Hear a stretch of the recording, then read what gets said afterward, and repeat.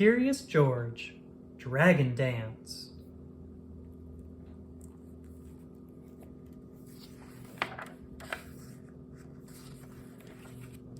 It was a beautiful day. George and his friend Marco were taking a walk when all of a sudden they came across a big party in the middle of the street. They wondered what could be happening. "Happy New Year," a girl said to them. George and Marco were confused. New Year's happened on January 1st, and today wasn't January 1st. "It's Chinese New Year," the girl explained. "Welcome to Chinatown. My name is Lily." Lily told George and Marco all about Chinese New Year. The holiday is also called the Spring Festival, and it is a time for families to get together. It is the most important celebration for families in China. Today, there would be fireworks and a parade, and at the very end of the parade, there would be a dragon dance.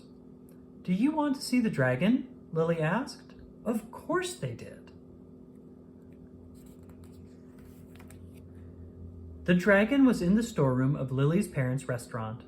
This year, Lily was going to lead the dragon dance with her cousins. It was a huge honor. Dragons were considered to be helpful and wise, and the dragon dance would keep away bad luck in the new year. There was just one problem.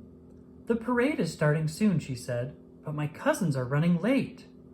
Lily wanted to practice the dragon dance, but there was no one to hold the middle or back of the dragon.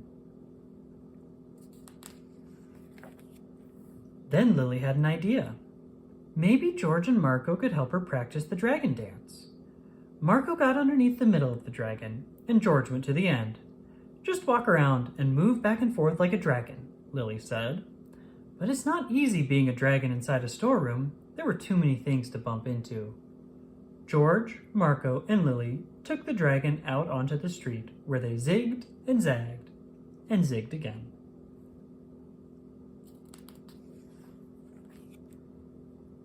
"You need to stay behind me in a line," Lily explained. "You also need to keep an even distance." They were moving like a dragon until... crash! "Whoops," Lily said. "It's important to keep your eyes forward too."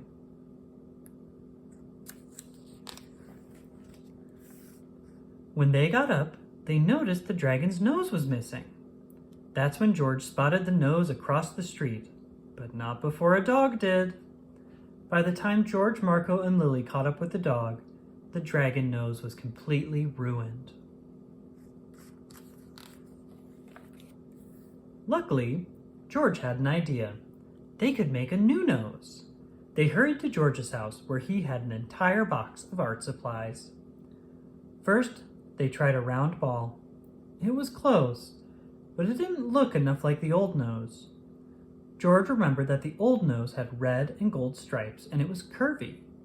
Maybe he could use red and gold yarn.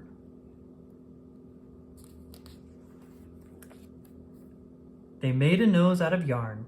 It was the right color, but it was a little too droopy. George needed to find the right material.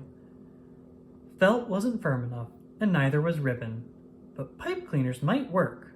They were strong and bendy.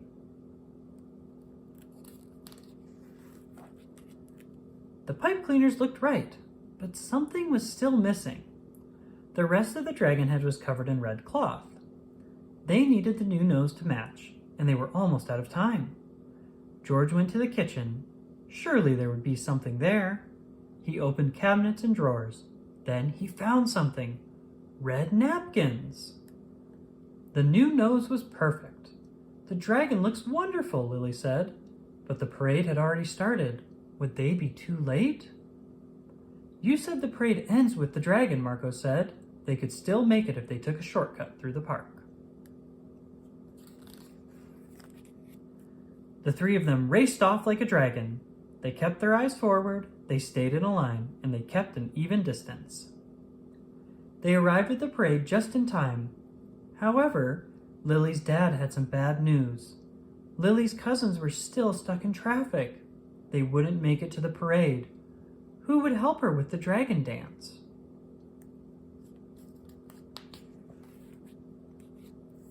Lily knew a couple of dragon dance experts, George and Marco. And that's how, with a little bit of practice and the right materials, a monkey became a dragon.